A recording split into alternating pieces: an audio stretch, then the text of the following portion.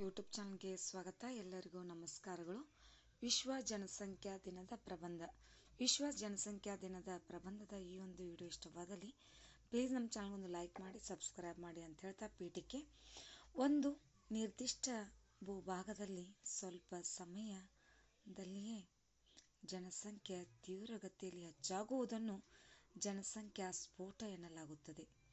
ಒಂದು ನಿಮಿಷ ಭೂಭಾಗದಲ್ಲಿ ಸ್ವಲ್ಪ ಸಮಯದಲ್ಲಿಯೇ ಜನಸಂಖ್ಯೆ ತೀವ್ರಗತಿಯಲ್ಲಿ ಹೆಚ್ಚಾಗುವುದನ್ನು ಜನಸಂಖ್ಯಾ ಸ್ಫೋಟ ಎನ್ನಲಾಗುತ್ತದೆ.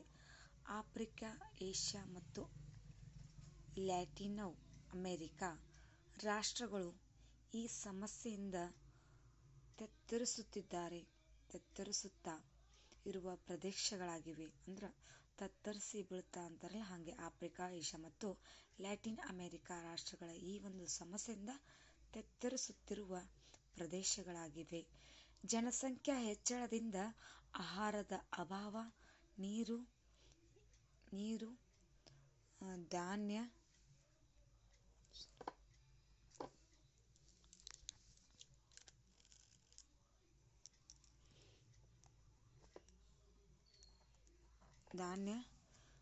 ವಸತಿ ಮುಂತಾದ ಆರ್ಥಿಕ ಸಾಮಾಜಿಕ ಸಮಸ್ಯೆಗಳು ತೀವ್ರವಾಗುತ್ತವೆ.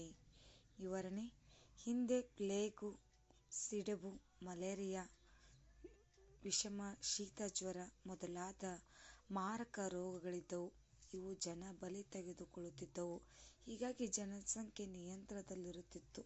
ಈಗ ಇಂತಹ ರೋಗಗಳಿಂದ ಔಷಧಗಳನ್ನು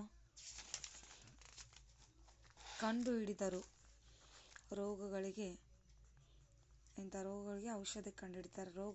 ರೋಗಗಳಿಗೆ ಶಿಶು ಮರಣವು ಕಡಿಮೆಯಾಗಿದೆ. ಜನನ ಪ್ರಮಾಣವು ಹೆಚ್ಚಾಗಿದೆ, ಮರಣದ ಪ್ರಮಾಣವು ಇಳಿದಿದೆ. ಇದರಿಂದಾಗಿ ಜನಸಂಖ್ಯೆ ಹೆಚ್ಚಾಗುತ್ತಿದೆ.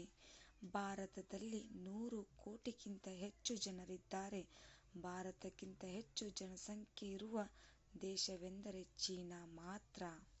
ಉಪಸಂಹಾರ: ಈ ಸಮಸ್ಯೆಯ ಪರಿಹಾರಕ್ಕೆ ಕೆಲವು ತ್ವರಿತ ಕಾರ್ಯಗಳು ಕೈಗೊಳ್ಳಬೇಕು.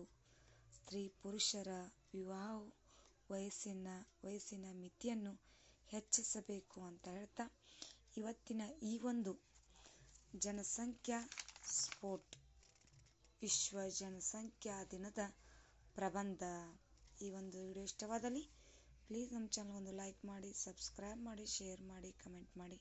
Thank you. ಧನ್ಯವಾದಗಳು.